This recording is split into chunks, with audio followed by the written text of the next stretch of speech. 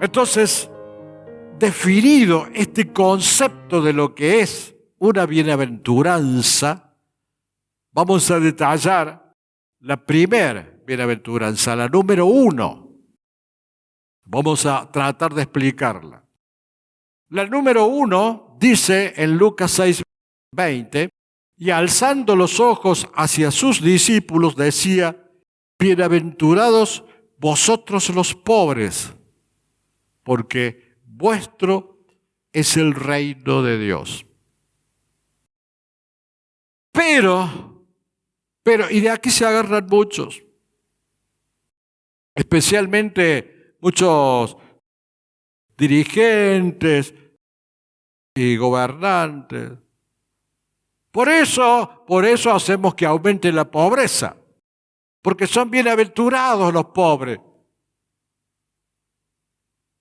Son mentiras. Dios no quiere que seamos pobres. Dios quiere que salgamos del estado de pobreza. Y Dios quiere que los gobernantes hagan lo necesario para que nosotros tengamos el suficiente trabajo para salir del estado de pobreza. Te someten diciéndote que si sos pobre sos bienaventurado, y esas son mentiras. Bueno, pero ahí el Señor dice: bienaventurados vosotros los pobres. ¿Cómo que son mentiras? Bueno, les voy a explicar que la Biblia no se debe entender o interpretar humanamente, sino que hay que hacerlo espiritualmente y a su vez exhaustivamente. Por eso Pablo decía, analizando todo. No es cuestión de sacar una conclusión con un versículo. Hay que analizar el contexto. Y hay que analizar y compararlo con lo que dicen también los otros evangelistas. Porque Mateo amplía el concepto respecto de lo cual se refiere Lucas.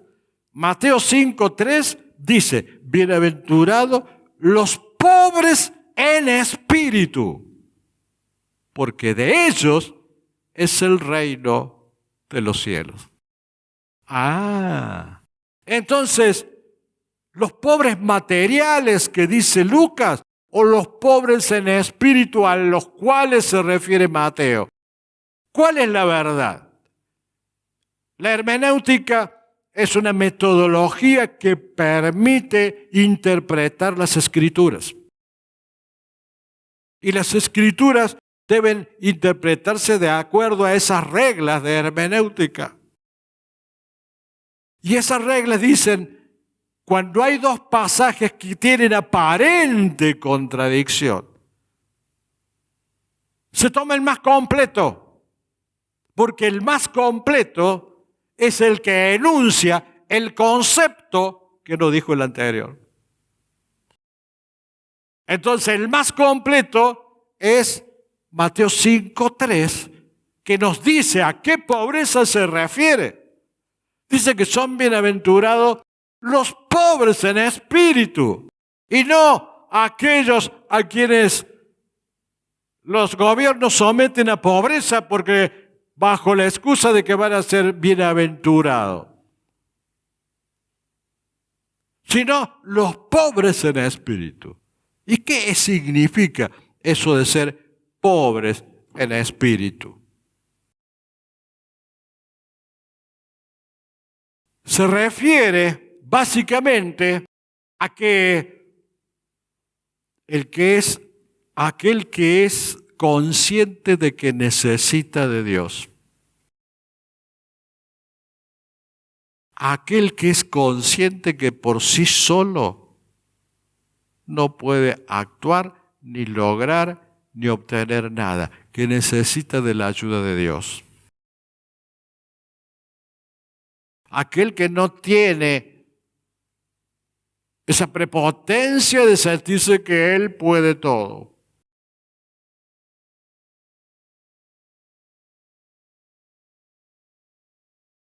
Entonces, lo que nos enseña Mateo es que ese es el concepto. al cual se refiere la primera bienaventuranza. Y no que Dios condene la riqueza, condene a los ricos y que le favorezca a los pobres y que quiere que sean pobres. Nicodemo, el centurión de Lucas 7, José de Arimatea y Filemón eran ricos y eran fieles a Dios. Aquel que tiene la riqueza en forma bien habida, a través del esfuerzo, del trabajo, de su inteligencia, de sus capacidades, va creciendo. Eso es lo que Dios quiere. El, así entre comillas dicho en cordobés, el choreo es reprobado por el Señor y es una violación a uno de los mandamientos. Por eso dice, no robarás. No solo que no debemos robar, sino que tampoco debemos codiciar lo que tiene el prójimo. Entonces, cuando alguien es rico o está en una buena posición y lo ha logrado con su esfuerzo, con su trabajo, aquí, al menos en nuestro país, es condenado.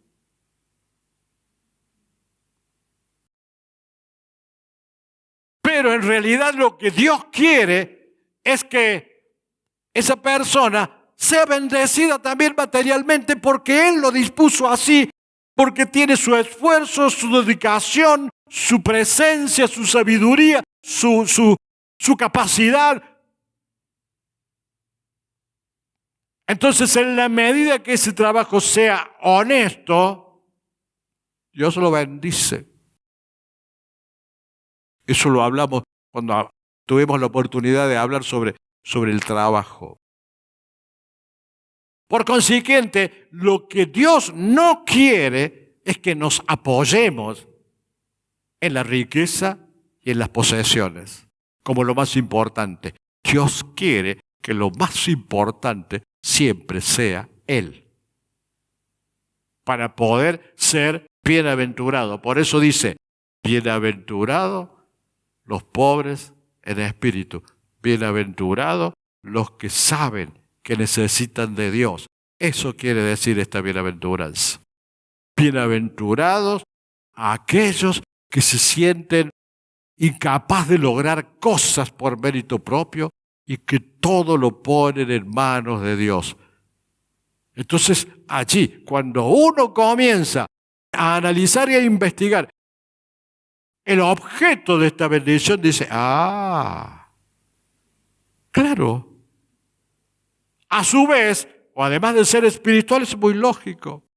Nosotros que somos personas de fe, sabemos que acercándonos a Dios somos bienaventurados, que le necesitamos, que tenemos una profunda necesidad de Dios y que nos consideramos incapaces por mérito propio de hacer nada, pero que en sus manos podemos hacer todo.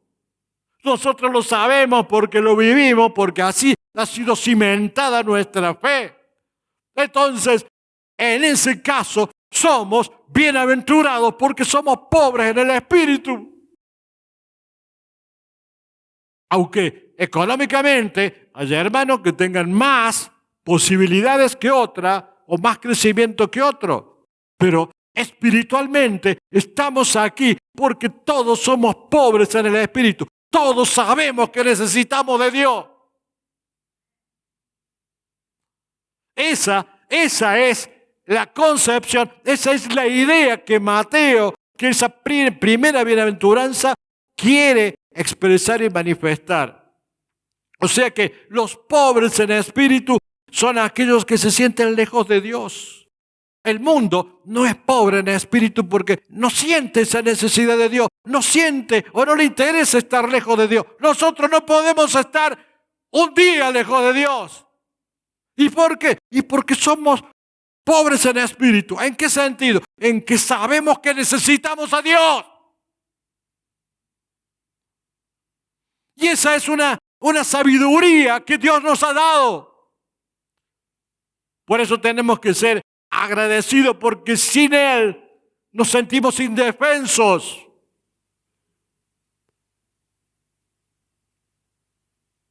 Entonces, allí entendemos por qué dice el Señor que es bienaventurado aquel que es pobre en espíritu, y porque es el único que se va a acercar a Dios.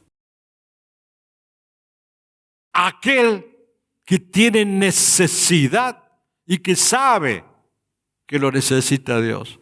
El orgulloso no se acerca a Dios. Y aún aquellos que se acercan, si son demasiado orgullosos, no se acercan tanto, porque privilegian otras cosas a su alrededor. Por consiguiente, limitan la bienaventuranza. Entonces, no es solo concurrir a la iglesia. Bienaventurado es aquel que le busca a Dios ansiosamente, denodadamente, porque lo necesita.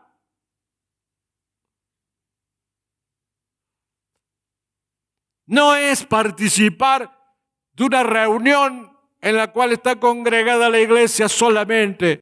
Es participar de una íntima relación, una íntima unión con Dios. Es sentir la necesidad de vivir la vida de Cristo, el poder de Cristo. Sentir la necesidad de recibir la gracia de Dios. Eso que nos carcome y que lo necesitamos cada vez más. Por eso cuando nos ponemos a hablar del Señor, es como si nos fuéramos llenando. A veces yo tengo reuniones en los hermanos que se extienden demasiado. Terminamos todos cansados, porque la carne se cansa. Pero es como una necesidad. Nos tenemos que ir llenando de hablar de las cosas de Dios. Llenarnos transmitiendo vivencias, experiencias, conceptos. Y el que es carnal no le interesa. Pero el que tiene ansias de vivir espiritualmente junto a Cristo, aquel que siente la necesidad de estar ayudado y protegido por Dios, le carcome la necesidad de hablar más y de conocer más sobre el Señor. Y eso lo es para una persona pobre en el espíritu. Aunque a nosotros nos pueda parecer contradictorio, eso significa pobreza en el espíritu. Buscar depender de Dios. Esa persona es bienaventurada, es feliz, es dichosa. El mundo no lo va a entender, por eso le decía, es una cuestión espiritual, es una cuestión de formar parte de la naturaleza de Dios, de sentirlo a Dios, de vivirlo a Dios como un amigo, alguien que está en comunión con nosotros. El mundo no lo va a entender, mas nosotros sí lo entendemos porque lo vivimos todos los días. Eso no significa que seamos faltos de carácter. Significa, reconozco que me siento indefenso. Reconozco que tengo una incapacidad personal para avanzar más de lo que puedo, que necesito de Dios. Y porque tengo carácter, lo busco a Dios. Puedo sobreponerme a las dificultades o a los obstáculos que pone la carne. Entonces, esta bienaventuranza respecto de los pobres en espíritu es como decir, bienaventurados los que ponen su confianza en Dios, benditos los que ponen su confianza en Dios. Eso significa la primera parte de esta bienaventuranza. Por ejemplo, vamos a dar algunos ejemplos bíblicos. Moisés solamente fue usado cuando reconoció que no era digno. que él con sus capacidades no podía avanzar. Si no, no. Con el orgullo no vas a ningún lado. Cuando te sentís que no tenés capacidad y que necesitas el apoyo y la enseñanza y el conocimiento y la fortaleza que te puede transmitir Dios y la ayuda de otros hermanos, recién allí te das cuenta o allí estás en condiciones de ser utilizado por Dios. Si no, no. Cuando Moisés llegó al extremo de decir, Éxodo 3:11, ¿quién soy yo para que vaya a Faraón y saque de Egipto a los hijos de Israel? Recién allí, cuando llegó a ese estado de pobreza espiritual, de necesitar la ayuda de Dios, recién allí pudo ser utilizado por el Señor. Pedro era prepotente, era agresivo, era engreído, era orgulloso.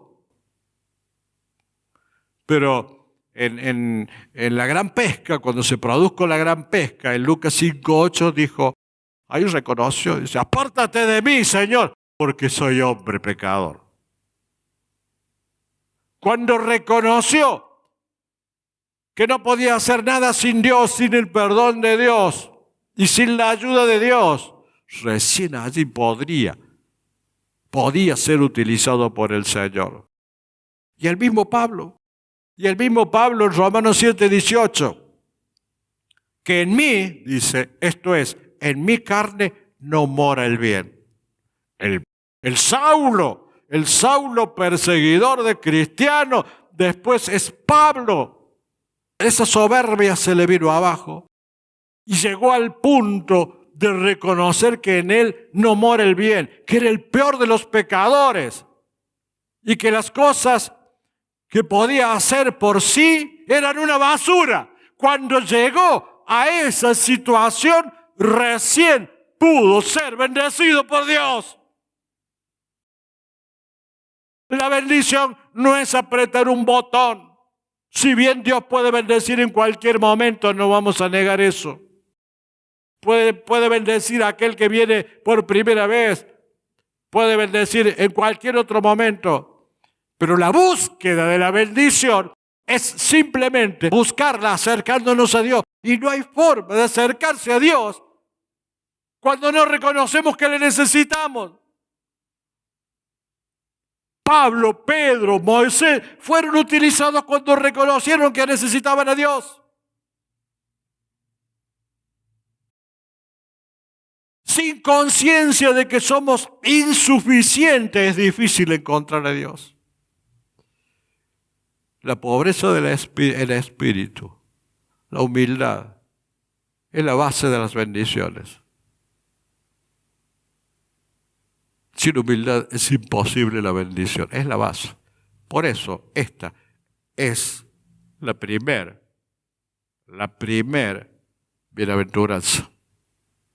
Empecemos por la humildad. Si no, no sigamos con la otra, con las otras. Entonces, es una base de verdadera y auténtica importancia.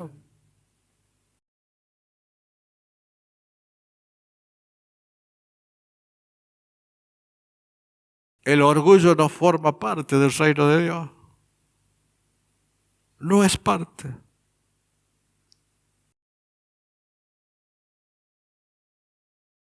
Y el que no ve cuán perdido está, no puede ver cuán grande es nuestro Redentor. Recién cuando vemos lo perdido que estamos sin Dios, es cuando podemos ver lo importante que es nuestro Redentor y cuánto lo necesitamos. Si no vemos la propia pobreza nuestra, no vamos a poder ver la pobreza interior, la pobreza intelectual, la pobreza de corazón. Si no vemos nuestra propia pobreza, no podemos ver la riqueza de Dios. Entonces, bienaventurados Los pobres en espíritu significa todo eso. Pero dice que entrarán en el reino de los cielos o en el reino de Dios. ¿Y qué significa el reino de Dios? ¿Cuál es el reino en el que vamos a entrar? La iglesia que sigue la interpretación alegórica considera que es un reino espiritual y que por ende ya estamos en el reino, ya estamos en el milenio. Esa doctrina la sigue la Iglesia Católica y que por ende Cristo nos tiene que ir haciendo cada vez mejores porque estamos en ese reino. Vamos a ver a qué se refiere el reino de Dios según la palabra. Mateo 13:11 dijo, Él respondiendo le dijo, porque a vosotros os es dado saber los misterios del reino de los cielos, mas a ellos no les es dado. ¿Cuáles son los misterios del reino? Esos misterios eran lo que para el pueblo de Israel era un misterio. No sabía que habría de venir la iglesia. Entonces, esos misterios se están desarrollando entre la primera y segunda venida de Cristo, o sea, la iglesia. Para ese pueblo era un misterio porque en el Antiguo Testamento nunca se menciona o nunca hace mención el Señor de que habría de venir un pueblo nuevo, la iglesia. Es que no lo mencionó porque era necesario para que venga ese pueblo nuevo saber que realmente, aunque él lo sabía, pero bueno, quería que se dé y que se manifieste en los hechos que el pueblo de Israel iba a rechazar el Mesías. Cuando el pueblo de Israel rechaza al Mesías, dice, bueno, ahora van a ver cuál es el misterio. Desde la primera venida hasta la segunda venida se va a mover, se va a desenvolver otro pueblo, un pueblo formado por el cuerpo de Cristo, la iglesia.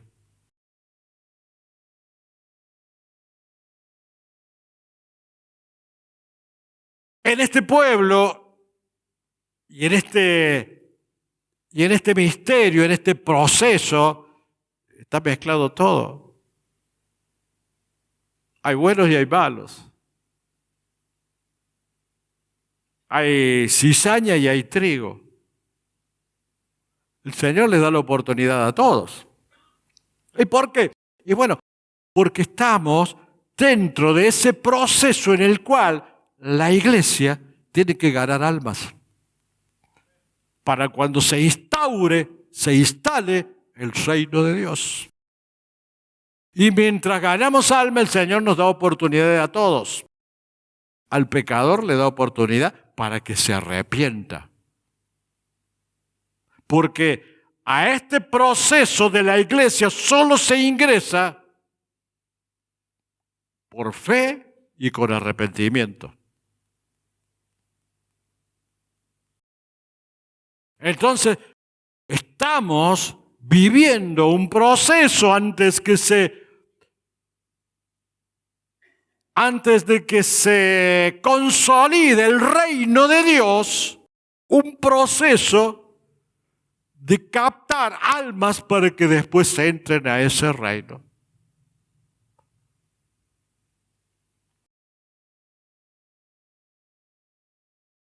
Reino de Dios, reino de los cielos, más o menos equivale al mismo concepto. Puede variar muy poquito según el contexto, pero en general es lo mismo. Por eso dice el reino de los cielos. Y miren una cosa, hermanos. Dios quiso instaurar el reino de los cielos desde el mismo principio, en la tierra. Para eso lo puso a Adán para que llenase la tierra, para que la cultivase, para que se enseñorease de la tierra. Y para delegarle la gobernabilidad a Adán. Yo te delego para que reines en la tierra que forma parte de mi reino. ¿Pero qué pasó? Allí, en Adán, el hombre le falló. ¿Le desobedeció? Falló. Entonces el Señor no pudo cumplir con el propósito de instaurar el reino de Dios en la tierra. Por culpa de la injerencia de Satanás y de la desobediencia del hombre. Satanás siempre tratando de obstaculizar la instauración de ese reino. Con Adán logró que eso se evitara, interrumpió ese obrar. Entonces el Señor dijo, bueno, me falló Adán. Voy a instaurar el reino con un pueblo, en un pueblo. Escojo, elijo a mi pueblo, el pueblo de Israel. El Verbo se hace carne y va a ser el Mesías, el Salvador. El que pertenezca a ese pueblo va a ser salvo. ¿Y qué pasó? El hombre le vuelve a fallar. Ese será mi reino, dijo Dios. El hombre le vuelve a fallar. No pudo instaurar su reino. No lo pudo hacer porque Israel lo rechazó. A quien venía a establecer ese reino, lo rechaza. Es rechazado, lo desobedeció. Entonces dice, bueno, Adán me falló. Israel me falló. Voy a formar otro pueblo. La iglesia. Nosotros.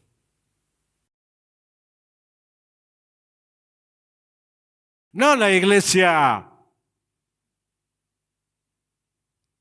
fulana, mengana, no. La iglesia de Cristo. La iglesia que está formada por todos los redimidos por la sangre de Jesús. Y Mateo 21, 43 dice, por tanto os digo que el reino de Dios será quitado de vosotros, de Israel. Les quita el reino, porque el pueblo de Israel lo rechaza al Mesías. Y será dado a gente que produzca los frutos de él. O sea, la iglesia. O sea que estamos en un proceso de predicar el evangelio del reino. O sea que las ramas naturales fueron quitadas de ese lugar de bendición que era el pueblo de Israel. Los israelitas eran las ramas naturales y pasó entonces esa bendición a las ramas silvestres. Nosotros que fuimos injertados en ese proceso. Por eso somos la rama silvestre, porque no somos judíos. Pero a pesar de no ser judíos, Dios, porque los judíos lo rechazaron a Jesucristo, Dios nos regala la bendición de formar parte también nosotros de ese pueblo. Pero, dice, los convoco a ese nuevo pueblo, a esas ramas silvestres que son injertadas. ¿Para qué? Y para que vayan, calienten silla, para que hagan renegar, para que haga cada uno la suya. No. para que prediquemos el Evangelio del reino. Para que prediquemos el Evangelio.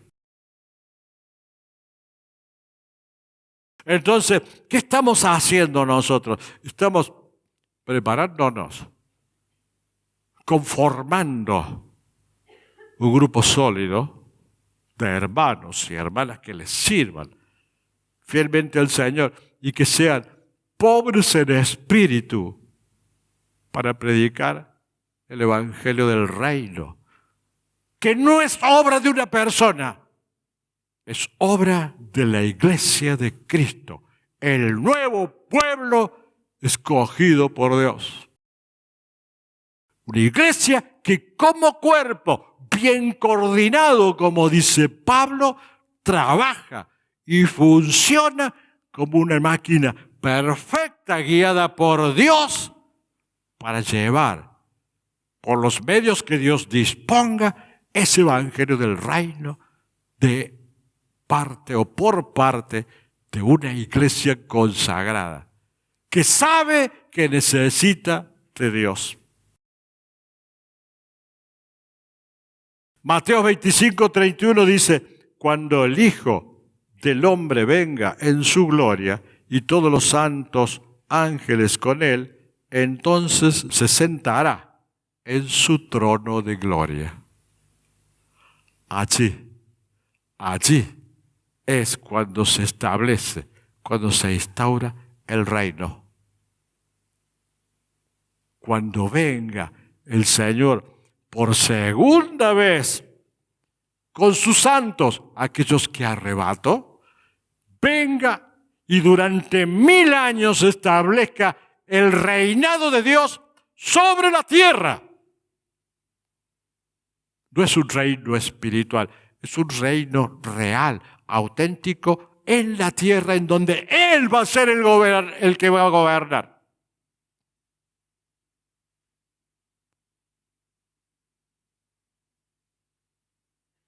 Ay, Señor, ven pronto. Ven pronto, Señor, y que seas vos quien nos gobierne.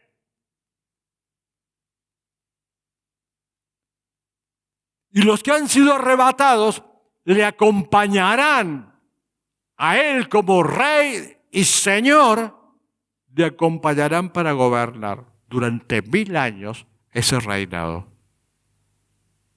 Por eso dice que Él es Rey de reyes.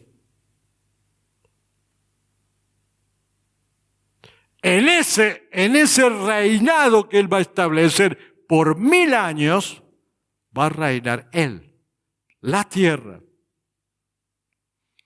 Y lo va a hacer con aquellos que arrebató. Después también va a incorporar al remanente de Israel. O sea que en este momento el reino teocrático quiere decir que Dios es el que gobierna, está en suspenso, está en preparación, hasta que Él venga a gobernar esta tierra. Pero el propósito de Dios permanece, dice Hebreos 10, 12, 13, pero Cristo se ha sentado a la diestra de Dios. De ahí en adelante, esperando hasta que sus enemigos sean puestos por estrado de sus pies. Allí está el Señor, esperando que llegue ese momento en que tenga que venir y poner a los enemigos por estrado de sus pies. Sentarse y aplastar a los enemigos. En ese reino ya no van a entrar buenos y malos, cizaña y trigo.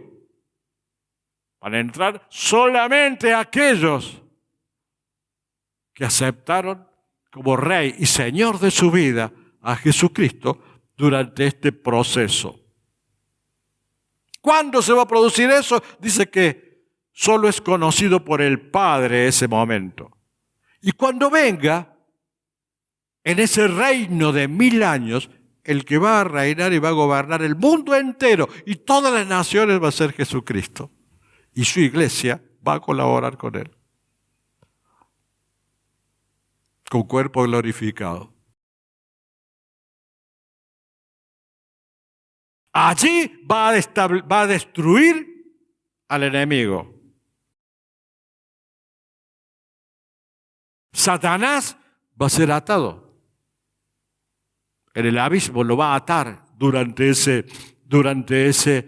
inicio del milenio. Al final del milenio lo va a desatar y lo va a destruir, enviándolo al lago de fuego y azufre. ¿Y qué pasa? ¿Qué viene después del milenio para aquellos que hemos estado junto al Señor? Porque yo me cuento entre los que vamos a estar en el milenio junto al Señor, gobernando la tierra. Ustedes, todos tenemos que sentirnos partícipes de ese gobierno. ¿Y qué va a pasar? Satanás es echado al lago de fuego y azufre, y los que gobernaron y reinaron 1000 años sobre la tierra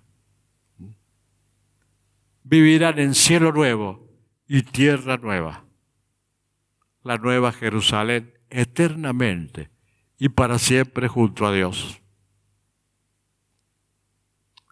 Miren la relevancia y la importancia de estar en Cristo. Es una proyección futura, eterna. En cambio, los que no están en Cristo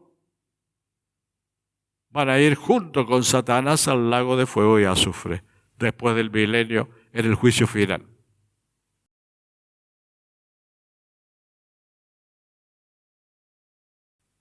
En ese reino terrenal que va a instaurar el Señor, estará el Hijo sentado en el trono. Y allí reinaremos por siempre, hermanos. Y para siempre, junto a Él. Entonces, por eso el Señor te dice, escúchame. Escúchame. Es mucho lo que te estoy dando. Es toda una eternidad junto a mí. Una eternidad fuera del lago de fuego y azufre. Una eternidad junto a Dios. Bienaventurado el pobre en espíritu. Bienaventurado el que se da cuenta de eso y sabe que necesita de Dios.